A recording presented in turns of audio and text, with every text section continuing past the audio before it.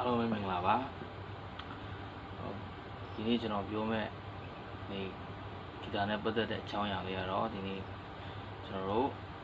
ထိုင်ပုံထိုင်နည်းတွေကျွန်တော်တို့ဂီတာကင်တဲ့အခါမှာဘယ်လိုထိုင်ရမလဲဘယ်လို position မျိုးဘယ်လိုထားရမလဲကျွန်တော်တို့เนาะအဲ့ဒီအချက်လက်တွေနဲ့ကျွန်တော်တို့ညာဘက်ကဘယ်လိုကင်လဲဘယ်ဘက်ချမ်းကဘယ်လိုကင်လဲစသဖြင့်ပေါ့เนาะကျွန်တော်တို့ပြီးရင်ကျွန်တော်တို့ key တွေကျွန်တော်အနေချင်းကျွန်တော်တို့ဒီပထမသင်ခန်းစာမှာကျွန်တော်တို့အတူတူကလေ့လာပွင့်ဖြစ်တယ်ပေါ့နော်ဆိုတော့ကဟုတ်ပြီကျွန်တော်တို့ဟုတ်ပြီအခုကျွန်တော်တို့ဒီကိုမတော်မတွေနော်ကျွန်တော်တို့ဝါသနာပါတဲ့တင်ငယ်ချင်းတွေဒီကိုတွေမတော်မတွေကျွန်တော်တို့တစ်ခါကြလို့ရှိရင်တော့အချို့လူတွေကတော့ကျွန်တော်တို့ဂီတာတီးတဲ့အခါမှာဂီတာတင်ကြားတဲ့အခါမှာ3လလောက်တင်ရတဲ့ဟာရှိတယ်အမြန်ပေါ့နော်ချော2လနဲ့ရတော့ရှိတယ်ချော4လ5လမှရတဲ့ဟာတွေရှိတယ်မတူကြဘူးပေါ့နော်တယောက်နဲ့တယောက်ကျွန်တော်တို့စူးစမ်းပုံစူးစမ်းခြင်းနဲ့ကွာသွားတဲ့အပိုင်းတွေရှိတယ်ဆိုတော့ဘာပဲဖြစ်ပါကျွန်တော်တို့ပုံမှန်နဲ့စိတ်ရှိနဲ့ကျွန်တော်တို့တီးခံပြီးတော့ကျွန်တော်တို့ပုံမှန်လေ့ကျင့်သွားဖို့ဖြစ်တယ်အကန့်အသတ်မရှိကျွန်တော်တို့ချိန်နေတယ်ကျွန်တော်တို့လေ့ကျင့်သွားဖို့ဖြစ်တယ်ကျွန်တော်တို့လေ့ကျင့်ခြင်းကကျွန်တော်တို့ဒီကပဲကျွမ်းကျင်ခြင်းမိခင်တွေပဲဖြစ်တယ်practice is perfect ဆိုတဲ့အတိုင်းပဲပေါ့နော်ကျွန်တော်တို့အဲ့ဒီစကားအတိုင်းပဲကျွန်တော်တို့များကျင့်မှာကျွန်တော်တို့များအချိန်ယူမှာကျွန်တော်တို့များတီးနိုင်မှာဖြစ်တယ် smooth ဖြစ်လာမှာဖြစ်တယ်ချောမွေ့လာမှာဖြစ်တယ်ပေါ့နော်ဆိုတော့ကျွန်တော်တို့ဒီဂီတာတီးတဲ့ခါမှာအများဖြစ်ကျွန်တော်တို့တင်ဘူးတဲ့အထဲမှာကျွန်တော်တို့ငယ်ချင်းတွေကျွန်တော်တို့ညီကိုမောင်နှမတွေရှိတယ်ခဏလေးပဲကျွန်တော်တို့စိတ်သက်ကြပြီးတော့ကျွန်တော်တို့စိတ်သက်ကြသွားတဲ့အချိန်လေးရှိတယ်စိတ်သက်ကြပြီးတော့မတီးချင်တော့မတီးတော့ဘူးကွာဒါပေမဲ့ဒီမှာရှိတဲ့ညီကိုတွေပေါ့နော်ကိုတကယ်ဝါသနာဆွဲရှိနဲ့ကျွန်တော်တို့ကြိုးစားမယ်ဆိုလို့ရှိရင်ကျွန်တော်အောင်မြင်မှာပါဆိုတော့ဟုတ်ပြီကျွန်တော်တို့ဒီမှာကျွန်တော်ဂီတာနဲ့ပတ်သက်ပြီးဆိုပထမဦးစွာပြောမယ်เนาะကျွန်တော်တို့ sorry နော်ကျွန်တော်ကားသားနဲ့နီးတော့နည်းနည်းညီကိုတွေအတွက်မောင်နှမတွေအတွက်တကယ်ချင်းတွေအတွက်အနောက်ရှက်ဖြစ်ကောင်းဖြစ်လိမ့်မယ်ပေါ့နော်ဒီအတွက်လည်းတောင်းပန်တယ်ဆိုတော့ဟုတ်ပြီကျွန်တော်တို့ဂီတာလီးလာတဲ့ဂီတာကိုကျွန်တော်တို့စပြီးတော့ကင်ပြီဆိုလို့ရှိရင်စပြီးတီးတဲ့အခါမှာတီးခင်မှာကျွန်တော်တို့ဘယ်လိုပုံစံဘယ်လိုထိုင်ရတယ်ဆိုတော့ကျွန်တော်လီးလာပုံဖြစ်တယ်ပေါ့နော်ဆိုတော့ကျွန်တော်တို့ထိုင်မယ်ဆိုလို့ရှိရင်ကျွန်တော်တို့ဘယ်လိုထိုင်ရမလဲဆိုလို့ရှိရင်ကျွန်တော်ညာဘက်ပေါင်မှာเนาะကျွန်တော်ဂီတာကဒီမှာအခွလေးရှိတယ်ပေါ့နော်ဒီလိုအခွလေးရှိတယ်အဲ့ဒီအခွလေးကိုကျွန်တော်ညာဘက်ပေါင်ပေါ်လေးမှာဒါလေးတင်လိုက်เนาะဒါကျွန်တော်တို့တင်ပုံတင်နည်းဖြစ်တယ်နောက်တစ်ခုကကျွန်တော်တို့ဗာလဲဆိုတော့ဒီဘက်ညာဘက်ပေါ့နော်စီချက်ခတ်တဲ့ဘက်ပါညာဘက်လက်ကကြကျွန်တော်တို့ဘယ်လိုလဲဆိုတော့ညာဘက်ချမ်းကဆိုလို့ရှိရင်ကျွန်တော်တို့ဒီမှာပေါ့နော်ဂီတာရဲ့ဒီ position လောက်ဒီနေရာလောက်မှာကျွန်တော်တို့လက်လေးကိုကိုးပြီးတော့ကျွန်တော်တို့ထားဖို့ဖြစ်တယ်ပေါ့နော်ဒီလိုမျိုးလေးပြောမယ်ဆိုလို့ရှိရင်တော့ဒီခုံပေါ့နော်ဒီခုံ break လို့ခေါ် break လို့ပြောတယ်ပေါ့နော်ကျွန်တော်ကြိုးထိန်းတဲ့နေရာအဲ့နေရာနဲ့မလမ်းမတိမတာလေးတမပေါ့နော်မလမ်းမဝေးမှာကျွန်တော်ထားဖို့ဖြစ်တယ်ပေါ့နော်ဆိုတော့နောက်တစ်ခုကကျွန်တော်ခတ်ပြီဆိုလို့ရှိရင်ကျွန်တော်တို့ဘောနော်ကျိုးက6543နဲ့1ဆိုရှိတယ်ပေါ့နော်ကျွန်တော်အောက်ကိုခတ်ချတာဆိုဘယ်လိုခတ်ချမလဲဆိုတော့ကျွန်တော်ဒီအပေါက်ရှိတယ်ဆောင်းဟိုးဆိုတဲ့အပေါက်ရှိတယ်ပေါ့နော်အဲ့ဒီအပေါက်မှာကျွန်တော်တို့ကဘာလုပ်ရမလဲဆိုတော့အဲ့ဒီခလဲတက်ကနေကျွန်တော်တို့ခတ်ချရမှာပေါ့နော်တစ်ချက်ချင်းတီးမယ်ဆိုလို့ရှိရင်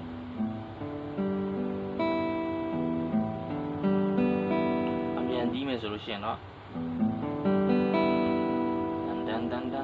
ဆိုပြီးတော့ပေါ့နော်ကျွန်တော်တို့အရှင်းလိုက်6ကျိုးနဲ့1ကျိုးထိအားလုံးပါတယ်ပေါ့နော်ဆိုတော့ကဟုတ်ပြီသားကျွန်တော်တို့ညာဘက်ချမ်းမှာဘယ်လိုထားရမလဲ position ပေါ့နော်ဒီနေရာဘယ်လိုလုပ်တာဘယ်လိုမျိုးထားရမလဲဆိုတော့နီးမှန်လမ်းမှန်ပေါ့နော်ဆိုတော့ဟုတ်ပြီကျွန်တော်တို့ဂီတာတီးတဲ့အခါမှာတော့ကျွန်တော်တို့ဒီလိုကုန်းနေလို့မရဘူးပေါ့နော်ဒါအခုကျွန်တော်ကင်မရာအခက်ခဲကြောင့်ကျွန်တော်ဒီလိုလေးကုန်းတယ်လို့ဖြစ်နေတာပေါ့နော်အဲ့ဒီတို့လည်းတောင်းပန်နေပေါ့နော်ဆိုတော့ကျွန်တော်တို့ဂီတာတီးပြီဆိုလို့ရှိရင်တော့ကျွန်တော်တို့ခါကိုမမှတ်ထားပြီးတော့ပေါ့နော်ကျွန်တော်ခဏကပြောတဲ့ position အတိုင်းကျွန်တော်တို့တီးဖို့ရဖြစ်တယ်ပေါ့နော်ဆိုတော့ဟုတ်ပြီကျွန်တော်ညာဘက်ချမ်းကောဘယ်ဘက်ချမ်းကောကျွန်တော်တို့ဘယ်လိုထားမလဲဘယ်ဘက်ချမ်းကတော့ကျွန်တော်တို့လက်မရှိတယ်เนาะကျွန်တော်ဒီဘက်ကီးကင်တဲ့ဘက်ပေါ့နော်ကျွန်တော်ခီးတွေကင်မယ်အများကြီးပေါ့နော်ကီးတွေကင်မယ်ဆိုတော့ကျွန်တော်ကီးကင်တဲ့ဘက်မှာကျွန်တော်တို့ဗာလဲဆိုတော့ဒီလက်မ20ရှိတယ်ပေါ့နော်ဒီမှာကျွန်တော်တို့20ရှိတယ်ဒီအစစ်လောက်ကနေကျွန်တော်တို့ကဒီကျွန်တော်တို့ဂီတာ neck ပေါ်မှာရှိရလေပြင်းမှာအဲ့ဒီနေရာလောက်ကနေကျွန်တော်တို့ဒီလိုလေးကွေးချလိုက်ဒီအဲ့ဒီအစစ်ကနေပေါ့နော်အဲ့ဒီအခုံးလေးမှာကျွန်တော်တို့ဒီလိုအခုံးလေးတွေရှိတယ်ပေါ့နော်လုံးပတ်အဲ့လိုမနော်အဲ့ဆိုကျွန်တော်တို့ဒီလက်မအစစ်ကနေကျွန်တော်တို့လေးခုံးချလိုက်ခုံးဖိလိုက်ပေါ့နော်ကျွန်တော်တို့ဒီ position ဖြစ်မှာပေါ့နော်ဒီ position တို့လေးခုံးပြီးထားမှာပေါ့နော် position မျိုးပေါ့နော်ဟုတ်ပြီကျွန်တော်တို့ပေါ့နော်ကျွန်တော်ဘယ်လိုထားရလဲဆိုတော့ကျွန်တော်ပြပြီးသွားပြီเนาะဆိုတော့ဟုတ်ပြီကျွန်တော်တို့ခီးကင်ပုံကင်နည်းလေးကျွန်တော်တို့ခီးဒီနေ့3ခီးလေးလာမယ်ပေါ့နော်အများကြီးတော့မဟုတ်ဘူးခီးလေးလာပေါ့နော်အဲ့ဒါကျွန်တော်တို့ပထမဆုံးပါလဲဆိုတော့ခီး D ပေါ့နော်ခီး D ခီးပေါ့နော်ဒီခီးဘယ်လိုကင်လဲဆိုတော့ကျွန်တော်တို့ဒီ1 fresh 2 fresh တစ်ပါးနှစ်ပါးမြောက်ရဲ့ကျွန်တော်တို့3ကျိုးမှာလက်ညိုးလေးနဲ့ကျွန်တော်တို့စပြီးကိုင်ပေါ့နော်လက်ညိုး3နောက်တစ်ခုကကျွန်တော်တို့နှစ်ပါးမြောက်မှာပဲနှစ်ပါးမြောက်ရဲ့ကျွန်တော်လက်ကလေးနဲ့တစ်ကျိုးမှာနော်3 1ပေါ့နော်နောက်တစ်ခုကကျွန်တော်တို့3ပါးမြောက်ရဲ့နှစ်ကျိုးမှာကျွန်တော်တို့ဒီတန်ထွက်မှာပေါ့နော်ကျွန်တော်ဒီခီး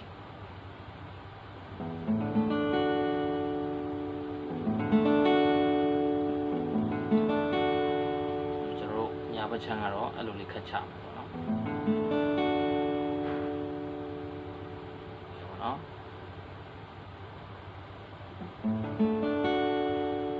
sorry ကျွန်တော်တခုပြောဖို့မေ့ပါတယ်ကျွန်တော်တို့ဒီဘက်ညာဘက်ချမ်းကပေါ့နော်ကျွန်တော်ပတ်ထရန်ကိုင်းနီးကျွန်တော်ပြောဖို့မေ့ခဲ့တယ်ပေါ့နော်ဆိုတော့ညာဘက်ချမ်းကကျွန်တော်တို့ဘယ်လိုကိုင်းမလဲဆိုတော့ကျွန်တော်တို့ပတ်ထရန်ကိုကျွန်တော်ဒါပတ်ထရန်လို့ခေါ်တယ်ပေါ့နော်ပတ်ထရန်လို့ခေါ်တယ်ဒီမှာပတ်ထရန်လို့ခေါ်တယ်ဆိုတော့ကျွန်တော်တို့ဘယ်လိုကိုင်းရမလဲဆိုလို့ရှိရင်တော့ကျွန်တော်တို့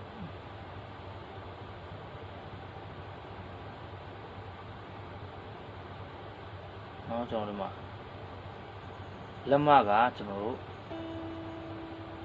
ဒီလို straight ကျွန်တော်တို့ဖြောင်းတန်းသွားတယ်ပေါ့နော်ဟိုဘက်ချမ်းလက်ညှိုးကတော့ကိုယ့်ဘက်ကိုထိုးထားမှာဒီလိုပုံစံမျိုးလေးပေါ့နော်ပြောမယ်ဆိုလို့ရှိရင်တော့ကျွန်တော်တို့ဒီမှာတစ်လောက်ပို့တယ်ပေါ့နော်နည်းနည်းတော့ပို့ထားမယ်အဲ့ဒါကဘယ်လောက်ပို့ရမလဲ3ပုံတစ်ပုံပေါ့နော်3ပုံတစ်ပုံကျွန်တော်တို့3ချိုးတစ်ချိုးပေါ့နော်3ချိုးတစ်ချိုးလေးကျွန်တော်အပြင်လေးကိုထုတ်ထားမယ်ပေါ့နော်အစွန်းလေးအဲ့အစွန်းလေးနဲ့ကျွန်တော်တို့စီချက်ဝါချက်ခတ်ဖို့ရဖြစ်တယ်ပေါ့နော်ဆိုတော့ဟုတ်ပြီပေါ့နော်ကျွန်တော်တို့ position ကတော့ဒီလိုမျိုးလေးနော်လက်ညှိုးလေးကကျွန်တော်တို့ဒီလိုလေးမျိုးပေါ့နော်လက်ညှိုးလေးက ကိုယ့်ဘက်ကိုဒီလိုထိုးထားမယ်လက်မကကျွန်တော်တို့ဂီတာနဲ့ဖြုံးဖြောင်းတန်းတန်း straight ဒီလိုမျိုးပေါ့နော်တန်းတန်းလက်ညှိုးကတော့ကိုယ့်ဘက်ချမ်းကိုပေါ့နော်အဲ့လိုလေးကိုင်းပြီးတော့ကျွန်တော်တို့သုံးချိုးတစ်ချိုးလုပ်ထားပြီးကျွန်တော်တို့ကခတ်ချဖို့ရင်ဖြစ်တယ်ပေါ့နော်စစ်ချက်ဝက်ချက်ကိုဆိုတော့ဟုတ်ပြီကျွန်တော်တို့ခဏတော့ပြောရတယ်ဒီ key ကိုကျွန်တော်တို့တီးအောင်ပေါ့နော်ဒီ key က3 1 2ဟုတ်လဲ3 1 2ပေါ့နော်ကျွန်တော်တို့အဲ့တော့ကျွန်တော်တို့ sorry အပေါ်ကနေကျွန်တော်တို့ခတ်ချမှာပေါ့နော်တစ်ချက်စင်းစီ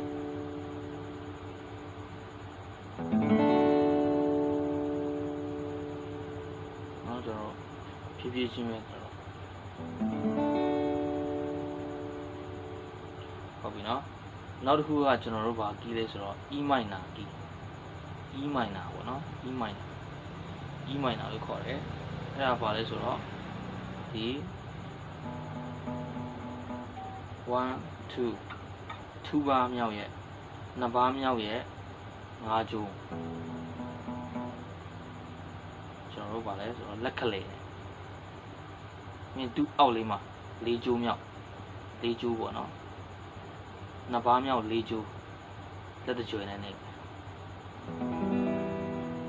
E minor လို့ခေါ်တယ်ပေါ့နော်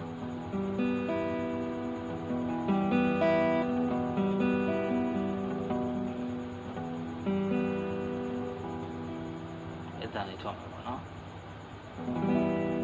အပေါ်ကနေခတ်ချမယ်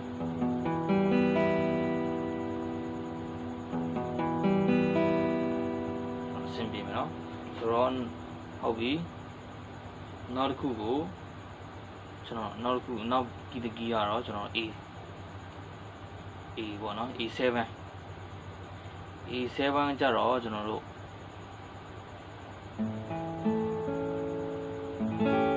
ဒီတန်လေးတော့ပေါ့နော် A7 ကျွန်တော်နှစ်ပါးမြောက်ရဲ့၄ကျိုးကနေကျွန်တော်စပြီးနေ4 3นี่ဒီလိုလေးလက်ညှိုးလေးနဲ့ဖိလိုက်4 3နှစ်ကျွန်တော်3ပါးမြောက်ရဲ့ကျွန်တော်တို့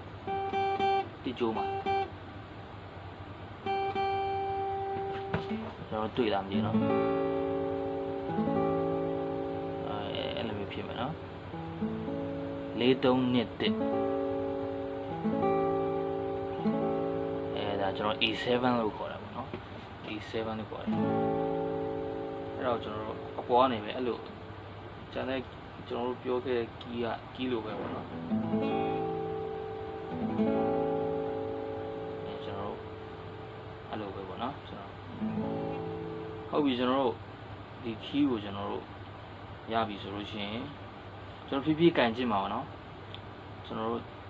စပြီးတီးတဲ့လူဖို့ဆိုလို့ရှိရင်တော့ကျွန်တော်တို့ကန်ရအရန်ခက်တယ်ဟောဆိုတော့ကျွန်တော်ခဏကကန်နီးပုံစံမျိုးလက်မ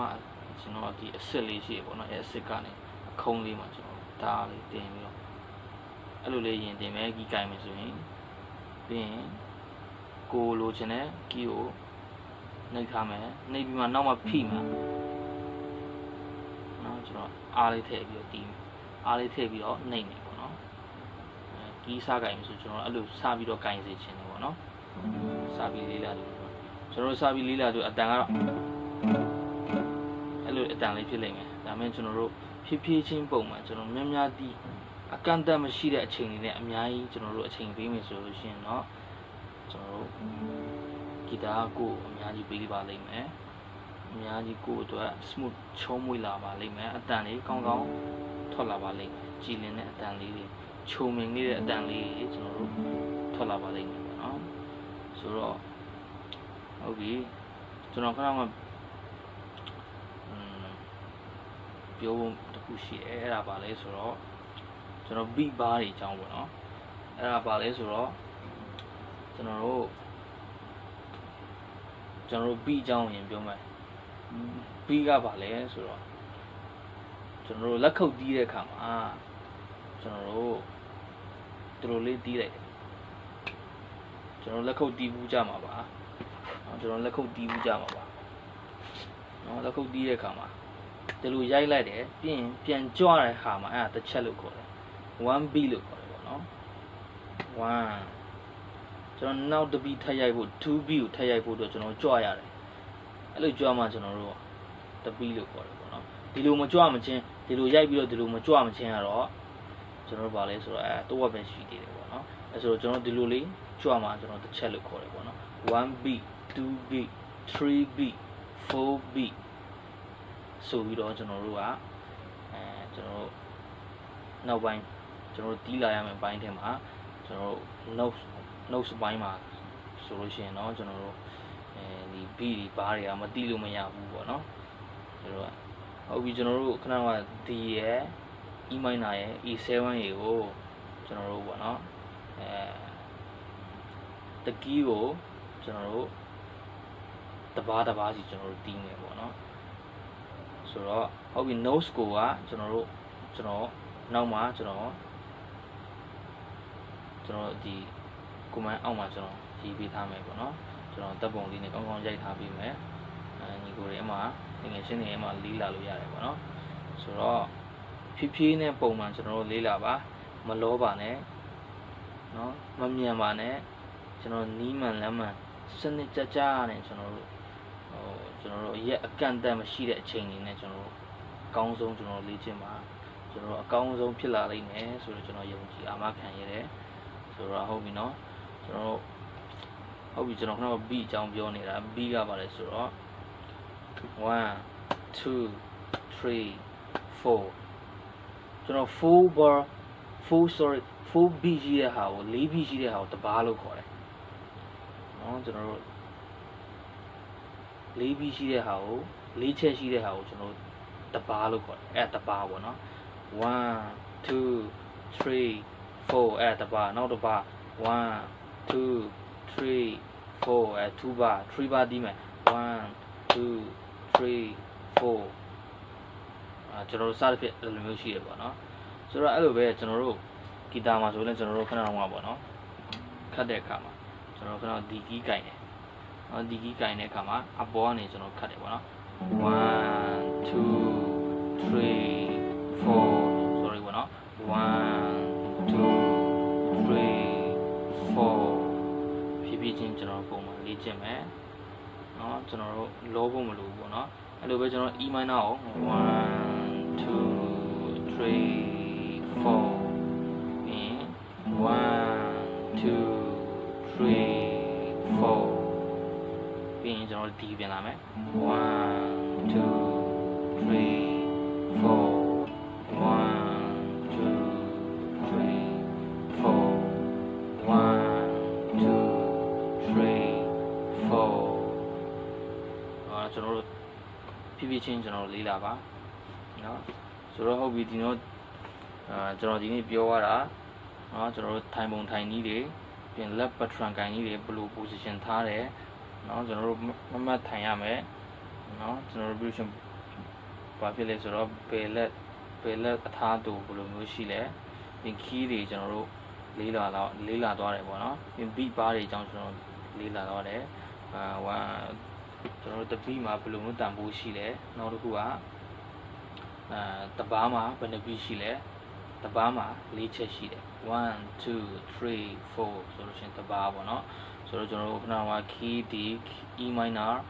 နောက်တစ်ခုက A7 ကျွန်တော်တို့လေးလာသွားတယ်ပေါ့နော်ကျွန်တော်တို့ key တွေကိုကျွန်တော်တို့နောက်မှကျွန်တော်command အောက်မှာကျွန်တော်